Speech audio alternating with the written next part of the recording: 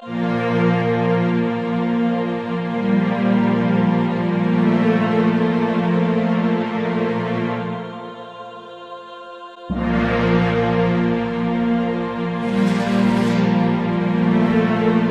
is truth? I've been trying to answer this question for quite some time. I often find that truth is a sort of currency. Those with power who know the truth use that truth to gain more power.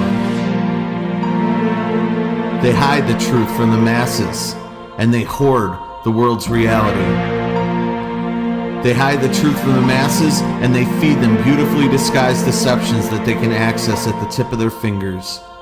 There's a war for the truth, and the people are under a constant assault, a never-ending barrage of misinformed bullets in the form of political analysts, late-night talk show hosts, socially active celebrities, and sexy TV anchors in miniskirts. They drug you with pornography, social media, video games, and endless streams of mindless entertainment. You're poisoned. You're poisoned by chemicals they put in your food, water, medicine, and the very air that you breathe. Every store, every bank, every school, police station, library, and every other person is just a gear in that great evil machine designed to keep you a slave. This machine mocks you. Your person is a slave. Your person is a social security number, a taxpayer. You're subject to the same corrupt laws, constant surveillance. You're only one order away from them kicking in your front door. The truth eludes most because most aren't searching for it. And why should they? After the first few years of existence, we're already told what our world is, what it looks like, how it was made, and how it works. And why ask who we are? We're told that we're all evolved monkeys on a spinning ball, hurtling through infinite space at hundreds of thousands of miles per hour. Nothing more than a speck on a grain of sand in a constantly expanding universe that was born out of a cosmic explosion of nothing. And why believe in God? They claim to be men of God, sure, using his name to endear themselves, but a giant cosmic fart is what they tell you your God is. But there's a glitch in their finely tuned indoctrination. A small percentage who reject the programming. They are haunted day and night by a voice within, compelling them to look beyond the world that they see, that pleads with them to take a second look. This is when a choice is made. The choice to silence that voice by burying it with doubt and fear, or the choice to explode out of yourself. And see, now your search begins. You must search, because truth won't fall on your lap. But once you seek it, you will find it. You have to step outside the door.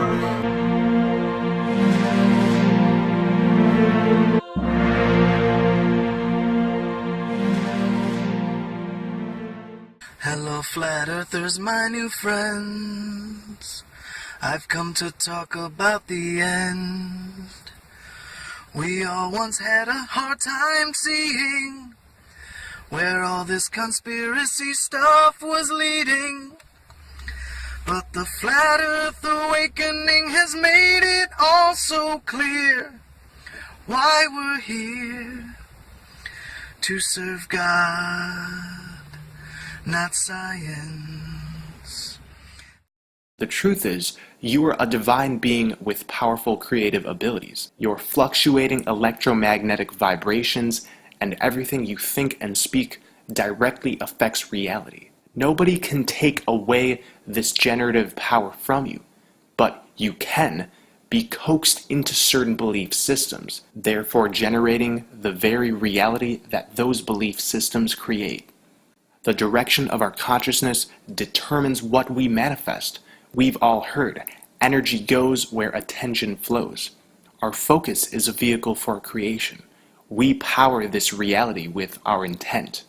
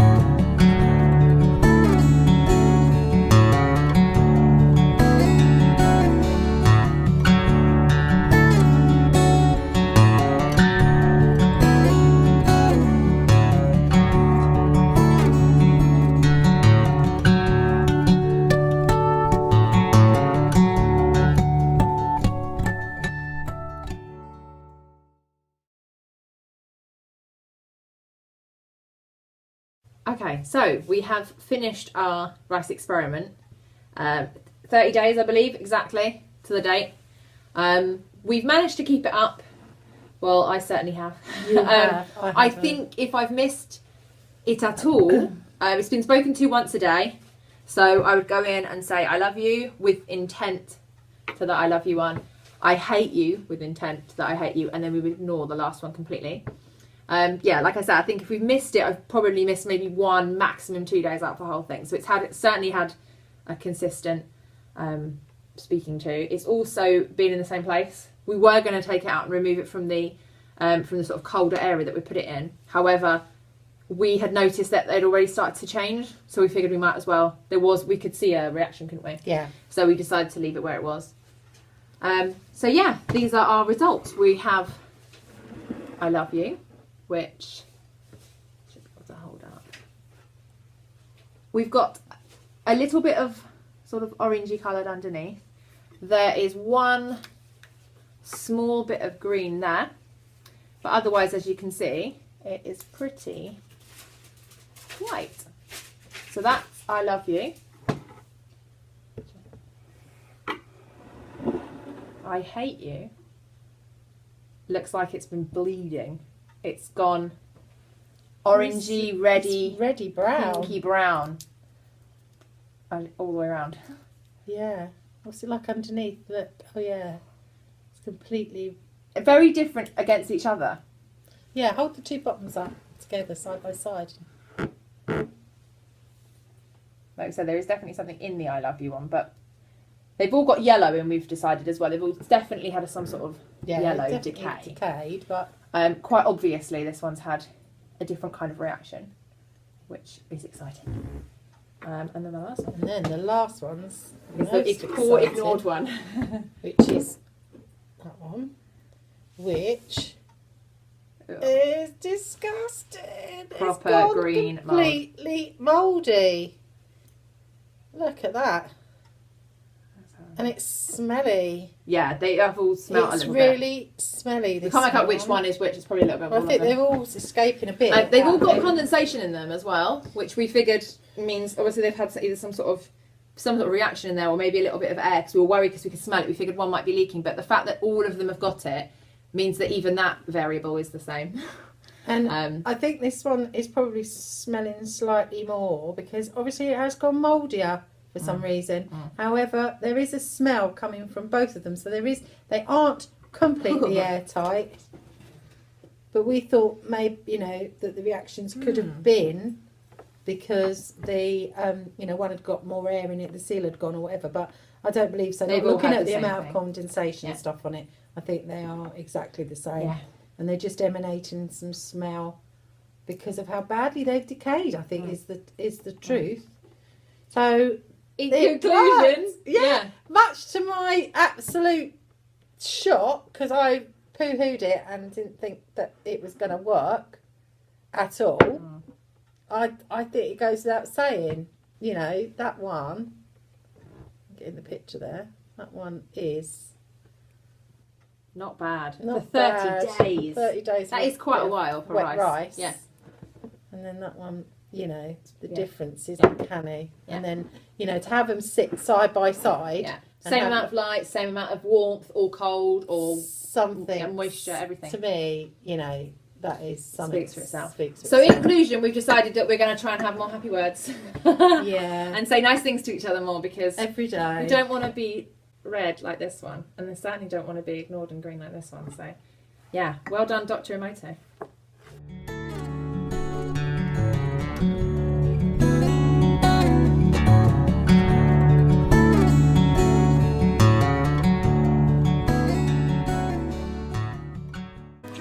Okay, today is day 76 of the rice experiment, and we'll have a look at how the rice is doing. Okay, here is the rice I speak positively to every day, and there is no green mold whatsoever, just a little bit of white, but that's it. It looks all right, not too bad. Okay, now for the rice I speak to negatively.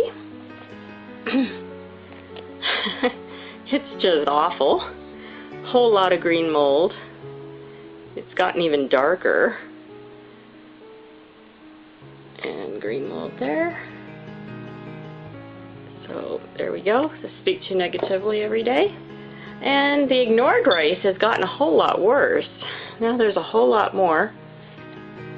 And it's got, look at it's like brown and orange and white.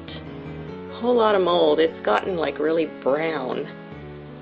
Horrible color. Anyways, so that's the rice I ignore. So find it really interesting after 76 days that the positive rice is still looking so good compared to these two.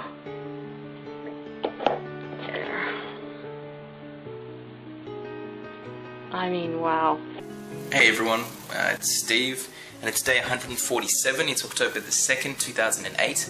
It's the last day of the rice experiment. I've decided to now throw the rice out as they look very disgusting and probably will attract some sort of vermin. Anyway, I'll show you the 3 bottles of rice, and you guys can make the decision up in your own minds. As you can see, these are the 3 bottles I used. Thank you, rice. Looks pretty damn good to me. As you can see, it is white. I reckon I would almost eat that. The ignored rice is the worst. As you can see, it looks like shit. It's completely brown. It's got black spots in the middle. Right there, it's really gross. The full rice, also pretty bad, as you can tell. But it's got white parts still down the bottom, but definitely was rotting around the top areas, as you can see. So there you have it. It's the last day, and definitely been results. It does show us, as Saint Augustine, the saint, said, miracles are not contrary to nature, but only contrary to what we know about nature. And this to show us to keep our minds open about things that we might not currently understand, we might not currently believe in. Just because we don't doesn't mean they're not true. Peace. Dr. Emoto has conducted another interesting experiment. He placed rice into 3 glass beakers and covered it with water. And then every day for a month, he said, "Thank you" to one beaker, "You're an idiot" to the second, and the third one he completely ignored.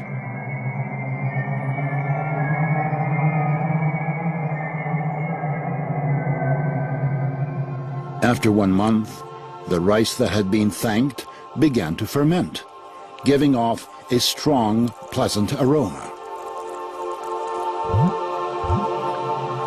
The rice in the second beaker turned black, and the rice that was ignored began to rot. Dr. Emoto thinks that this experiment provides an important lesson, especially with regard to how we treat children. We should take care of them, give them attention, and converse with them.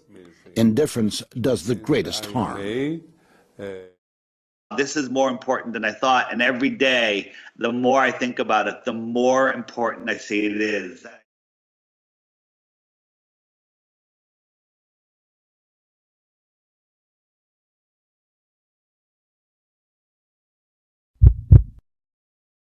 You joking, mate? The world's round.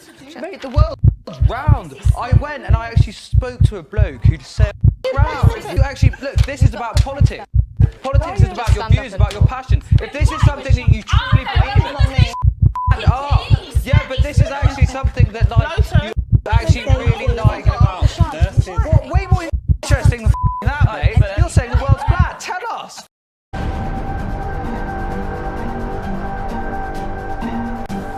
The flat earth is both freedom and slavery for your mind. Flat earthers want everyone to get out of the matrix, yet they do nothing but debate and argue in the same system instead of learning how to live free from the matrix. It's a trap, and flat earthers are falling for it.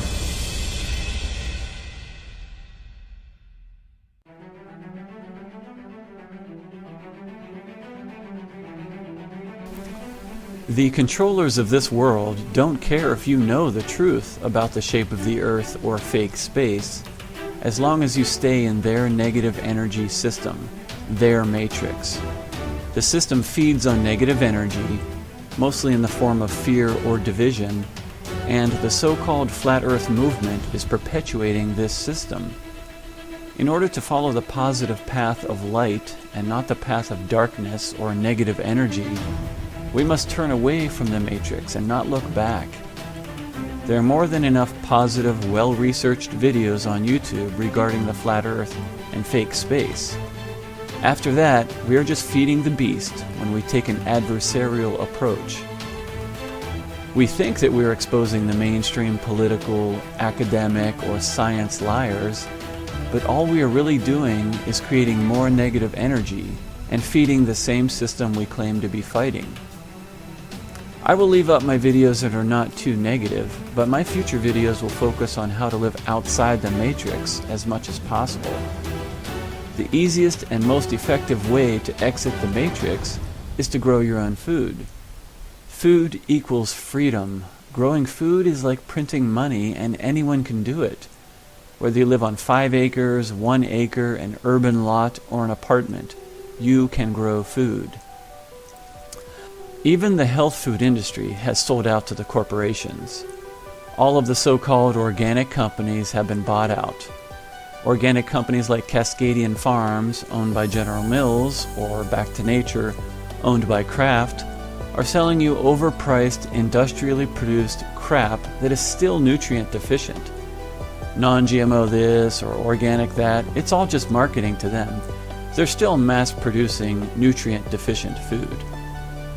Would you rather eat so-called organic chicken that is produced by the world's largest supplier, Tyson Foods, or an organic chicken that was raised on a local small-scale farm, where there it was free-range, ate a healthy diet, and was used symbiotically with the local farmer to till the field and produce fertilizer? Chickens are amazing and very easy to take care of. They eat bugs, till the land for compost and planting. They provide fertilizer, provide eggs for protein, and they're just fun to take care of. Fresh, local, sustainable, it's not as difficult as you would think. Being self-sufficient is the key to escaping the matrix. Growing your own food accomplishes this and at the same time connects you with the earth. You learn to respect and appreciate life. You work with nature instead of fighting against nature. You'll probably hear the term permaculture used to describe this lifestyle, and mostly it is learning how to become self-sufficient through thrifty, organic, sustainable methods to create your own, what is called a food forest, or your own food supply. In my case, we have a basic, average residential home. Anyone can do it. Even urban farms can produce a ton of healthy, nutrient-dense, chemical-free food.